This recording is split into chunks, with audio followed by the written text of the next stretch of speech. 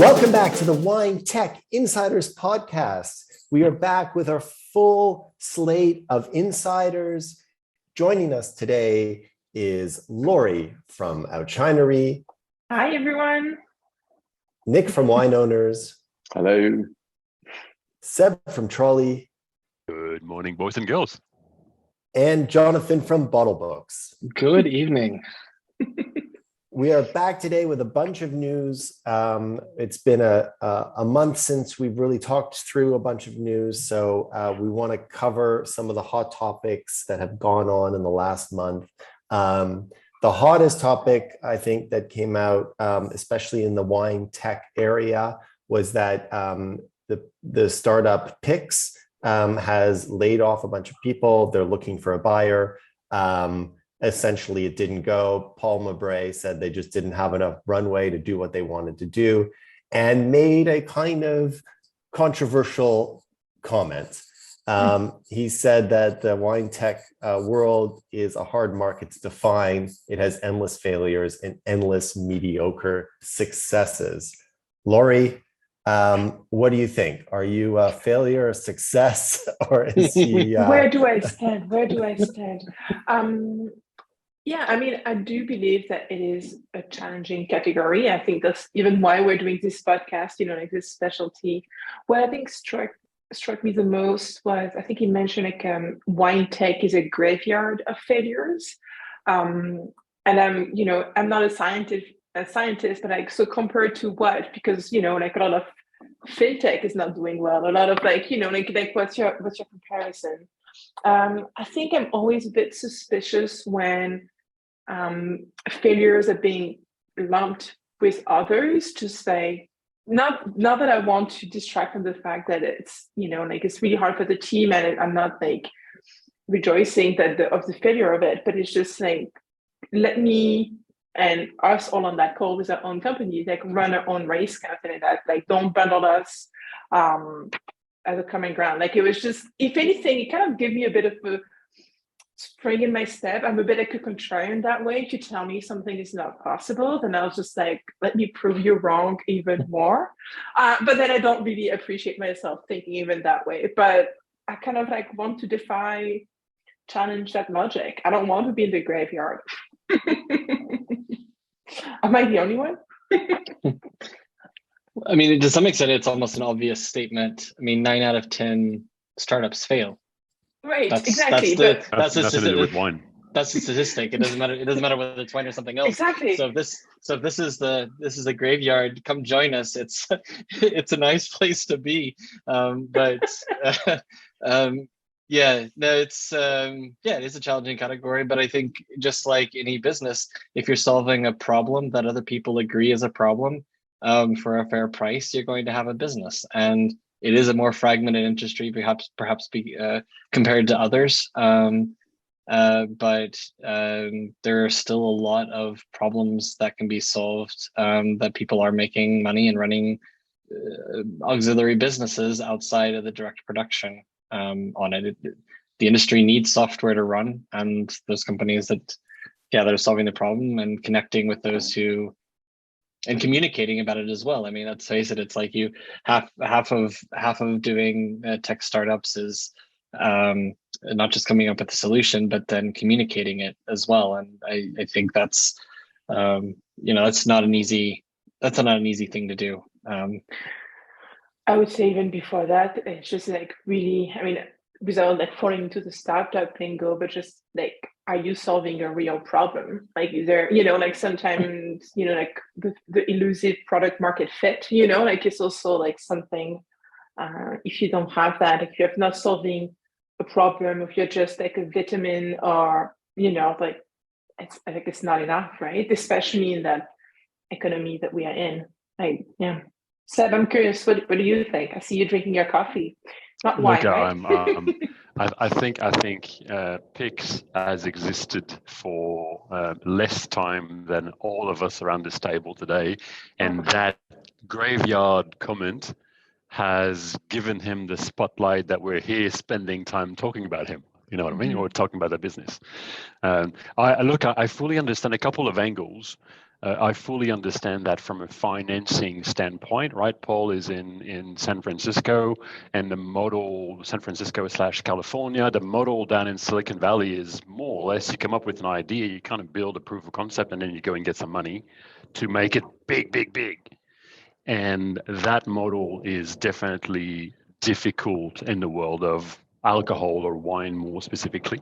A lot of wine startups or wine-driven startups have struggled with that approach simply because investors don't look at things the same way that, for instance, a bank would, right? There's no asset behind it. Investors want a return on their money, right? And the problem, I think, that this highlights, and I think Jonathan kind of touched the topic a little bit, is that we need to try and figure out as a business, as opposed to having an idea and just trying and just getting some money to make it happen, we really need to kind of come back to our roots and fix a problem and address something and make a difference before we can consider changing the world, right? It's all well and good to have ambitions, but at the same time, I think in the world of wine specifically, a lot of wine startups have tried to reinvent how consumers discover wine, namely picks. And I think there's a fundamental error in this because wine is not like a pair of shoes. Wine doesn't fit the canvas of a mass-produced, manufactured kind of a good. Wine is an experience, and we're struggling to come up with new ways of selling that experience. So look, I understand the financials. I think from a product standpoint, we need to think on our feet a bit more. Because it's not new that wine startups are struggling and kind of not moving fast enough, you know. Well, I think also along this is it's any business model where you have to achieve a critical mass before you can even start taking your first payment is an extremely risky business model. And for those, you either have to aim big or go home. There is no sort of middle route. So I think for when I see new startups coming through and you're like, okay, well, you've got a proof of concept, you can show that you can do an automated tasting automated wine recommendation, and you've been able to test it on 5,000 wines. It's like fantastic. Okay, but the next step from 5,000 is 500,000. And you need that if you're going to make that idea a success. And it's really difficult to make that leap in the world of wine. But yeah, it's the critical mass where you need the whole world to be there before you can start charging is a really, really difficult business model to make work. And look, I think the number of startups, broadly speaking, so Jonathan did mention 9 out of 10 startups fail anyway, right? So that it's at large. And if we look at it the other way around, considering wine is enjoyed with friends, wine is an experience, wine is a human, very, very deep-rooted human experience.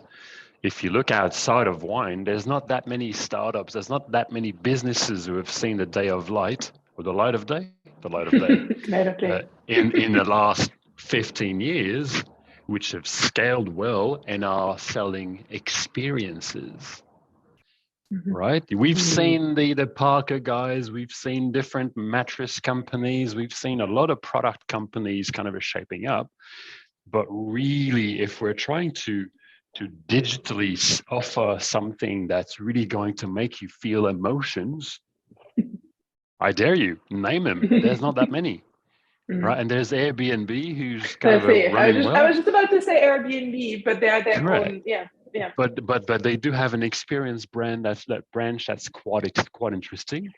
Look, there's the WeWork. Ultimately, we're selling a brand and an experience, right? And even if it's been a miserable failure overall, today you talk about a co-working space and you still mention WeWork. I'm going to find a WeWork, right? And this is an experience that they were somehow able to package in their brand. But there's not Funny that you just mentioned WeWork. I don't know if you guys know, but there was also the Wing that was not a part of WeWork. That was like the female co-working space, like super pink millennial, gorgeous space, and they actually just announced closure yesterday. So because the we're commercial real selling an estate. experience, a different co-working experience. Yeah. So I probably can't say that on the air, but commercial real estate is fucked.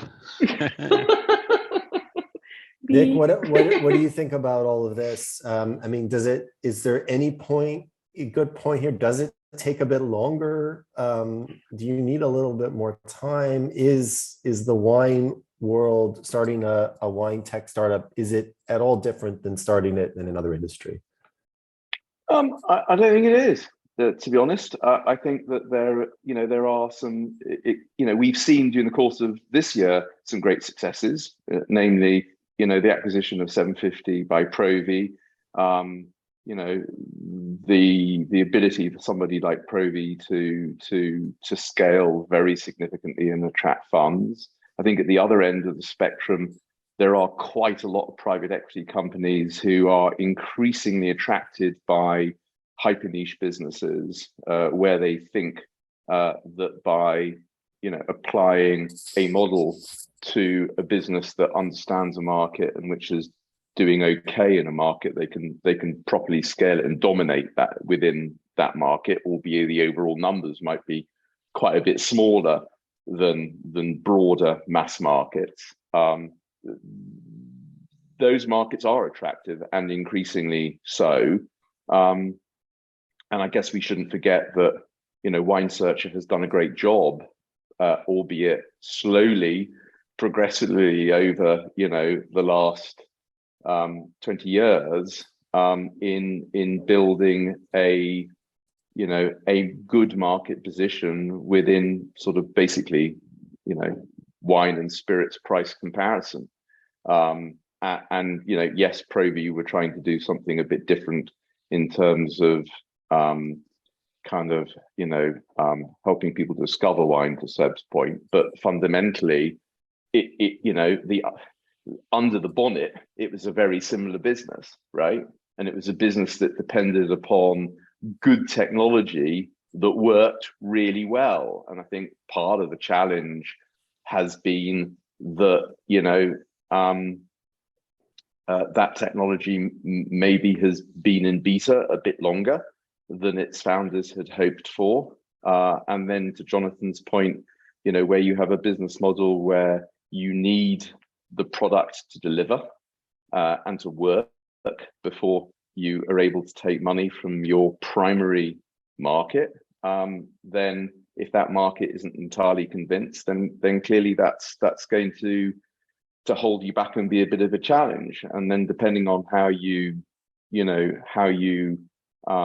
choose to build your business out and what the cost profile of that is whilst you are in the process of doing your raises, then obviously you're increasing the risk of a business where your funding isn't yet secured and your cost profile is running seriously ahead of your capital base. So I really appreciated what they were trying to do. I thought it was a sort of an attractive package, but at the end of the day, they had to convince a significant proportion of the fine wine market, at very least, if not the broader market, including producers, that it was worth their participating in it and paying for the lead generation arising from it. So I think that I don't think that wine. I think wine has been very well funded. I think wine and spirits and alcohol has been extremely well funded in the US in the last couple of years. I think there's much talk in the US as well about more money coming into the wine market as investors look for roll-up opportunities. It's a fragmented market, and there are some very strong offerings within that market, but it's still full of relative point solutions. And I think that there will be, in the next couple of years, probably a significant amount of money that's spent, particularly in the US market, particularly around 3-tier and, solving interstate shipping challenges and such like. I think there'll be significant amount of money spent. But I do also think that, we are entering a period where funding for ideas as opposed to businesses, established businesses, is going to be much harder over the next 2-3 years than it's been over the last 2-3 years. In fact, it's been, arguably absurdly easy to get funding for an idea over the last few years, and that clearly is going to change as the world deals with what's coming. Well, the shining star of wine tech startups is Vivino, considered by many as the Vivino, just because they're so massive and they rely a lot on their ratings. And Esther Mobley from the San Francisco Chronicle, took a look to see whether these ratings suck or not. And surprisingly to her, I think she found that they were not bad. They were actually very good. Seb, is this a surprise? Is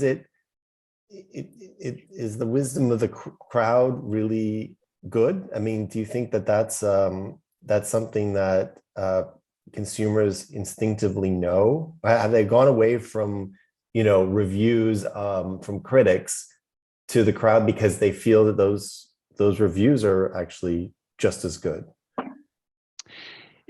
Look, I mean, there's really two angles to how we look at reviews.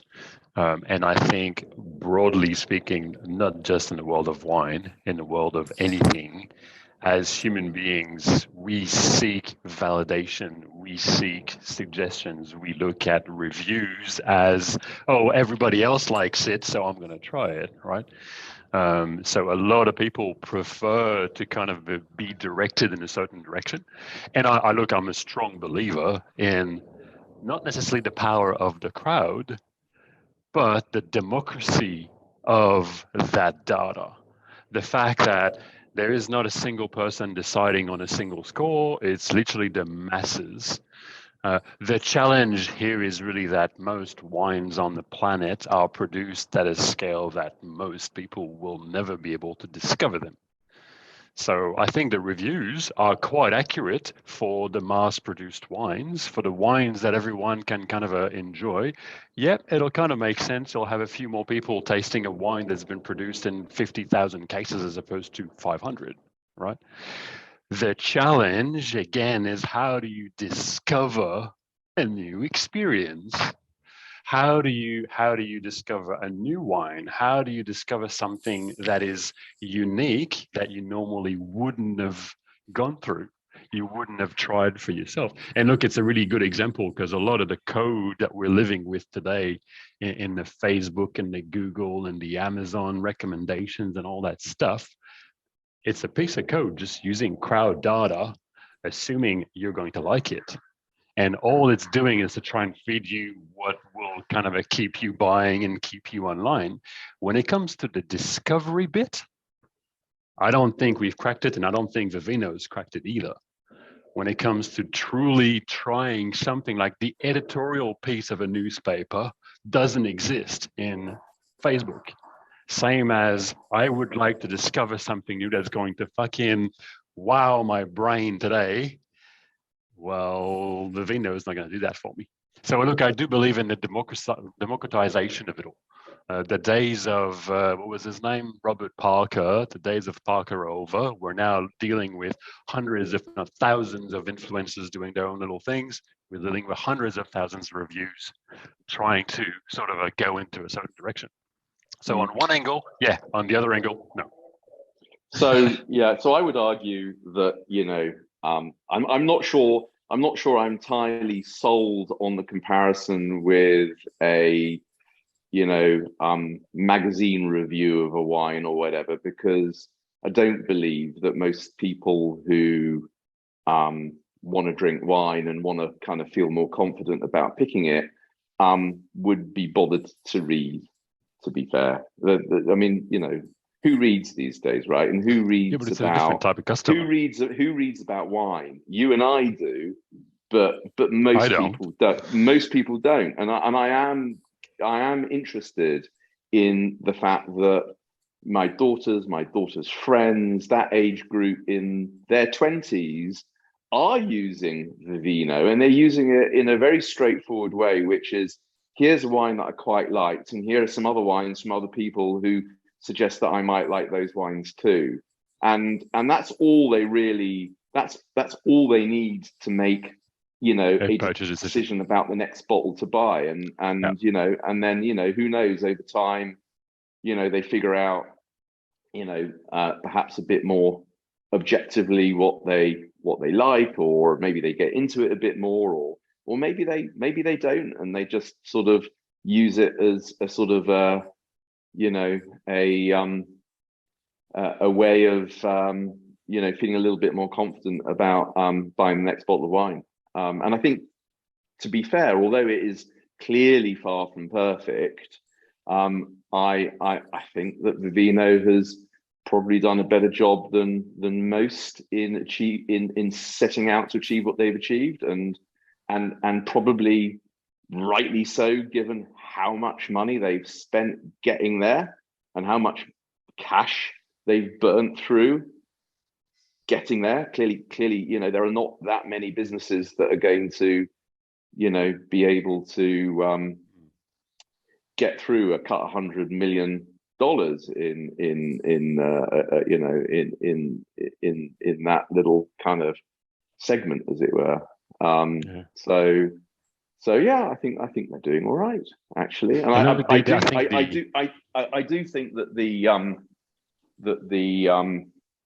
the preferably type kind of API based services that then, if you like, provide a recommendation engine that's based on a very, very large database of wine that's been tasted and that's been broken down into its sort of various elements, but although that bit's obviously all hidden from the consumer, it is quite interesting too. I like the idea of the recommendation taking place in the shop that you've gone to find the wine that you want to buy, because again, maybe there's a much bigger audience who aren't using Vivino, who will never download an app in order to kind of find something out, but who are much more used to the fact that they go online to Amazon and they see peer reviews and they make a decision based on what Amazon serves them up. And if something like Preferably can effectively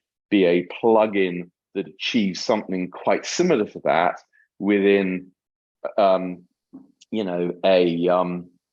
a cross-section of retailers, then maybe that's the way increasingly people are going to consume that sort of advice.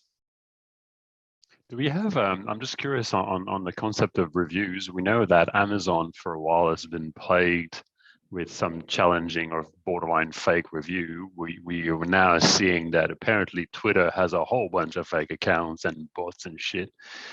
Do we know as to how much the Vivino reviews might have been more or less manipulated by some of the larger brands? I don't know. I mean, it's a niche market, so it's less interesting for hackers or for reviewers. But it's a perfect use case for influencer marketing, isn't it? Where Penfolds figures out through using programs like Tracker who the people are who are most active on somewhere like Vivino or Facebook or Twitter or whatever, and who have the most followers and have the most reach and whose views resonate most strongly with their followers, and all of a sudden, they get a bottle of, bin whatever it is, or McGill's or whatever that turns up, and they're invited to taste it and take photographs of it and all the rest of it. I mean, and I'm sure that happens, right? Yeah. Oh, 100%, absolutely. And look, I think the gist of it is really that what you suggested, Nick, that really the purchase decision what we need to keep in mind is that Vivino, broadly for the majority of the market, actually serves a purpose. Mm-hmm. Right. And then we talked about, wine fraud a couple of weeks ago. And the question that kept coming back is, does the most of the market really care if I'm enjoying the product? And it's the same thing here with Vivino. Overall, most of the market use it. It's not groundbreaking for an absolute fine wine connoisseur, but kind of works. I was just for the sake of the conversation, Vivino started in 2010, apparently. Just to give context, we're like 12 years and going. Mm-hmm. I mean, it takes 10 years to make an overnight success, right? Yeah. But I think another. I agree with that. I think another angle of Vivino is and it ties back into what you were saying, Nick, about your daughters, that it's a very the number of clicks that they are doing to make a buying decision are really quite few. And I think we've also had conversations in the past about people leaving the category and going into into gins or waters, or just leaving the category because other categories are more compelling or have better marketing or just simpler to understand. And maybe for a segment of the population, Vivino is exactly what they need to even to stay in the category and to keep it approachable. So and yeah, if you can be reasonably confident of having a good experience, even if it's not the most unique experience, then maybe that gets you to buy a bottle of wine instead of a bottle of beer. And Seb, you did mention fraud, and there was a big victory by Treasury in China. The Chinese Supreme Court ruled in favor of them. They've been fighting Rush Rich in a 6-year legal battle for copycatting Penfolds in China. I think this is a good follow-up, a thread that's been going on, battles between China and Australia, limiting imports, all of that. And finally, something different. Could this be a sign of things to come? Could brands be safer in China? Any thoughts about this? Look, I think it's interesting in the world of wine. I don't think it's a news that's specifically only for wine. At a broader macro level, it's clear that China is increasingly trying to establish itself as a financial superpower, and they're increasingly understanding that they need to help businesses protect their assets, protect their copyright, right? So I think we're going to see more and more of that in the next 5-10 years.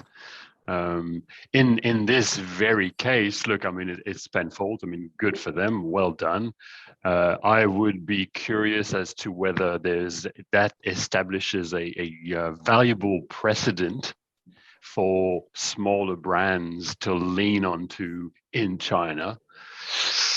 For the time being, I would have my doubts. I don't think that a small winery out of, I don't know, South Australia shipping a pallet to one customer or one bar in China being copied 10 times over, I don't think these guys will benefit in the meantime. They don't have the finances to sue, and I don't think it'll create a solid precedent.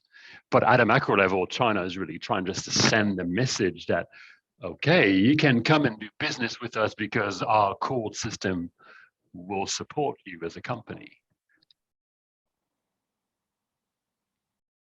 Yeah, I think that it's all about. I think it's interesting that if you invest time and people in a jurisdiction, and you are respected within that jurisdiction, then you can get things done. I agree with you, Seb, that if you're a small entity that doesn't have a local presence in China, that doesn't have the ability to influence and lobby, the various institutions that you need to lobby, then I think this result, whilst encouraging for businesses of all types of a certain size, it isn't really going to mean anything to them at all. Agreeing. It's just like at the end of the day, yeah, Penfold is massive, isn't it? The biggest brand. Treasury is huge. Yeah, but it's a split, right? I think it's its own kind of like entity or corporate. I don't really know how they split and everything, but they have, if somebody with like all the money behind it to get this through, it would be them. No. Okay, well, thank you for listening to the Wine Tech Insiders podcast. That was episode 34. I'd like to thank our insiders, Seb from Troly, Nick from Wine Owners, Jonathan from Bottlebooks, and Laurie from Oushinery. We'll see you all in a few weeks. Thank you, guys. Thanks, David. Cheers.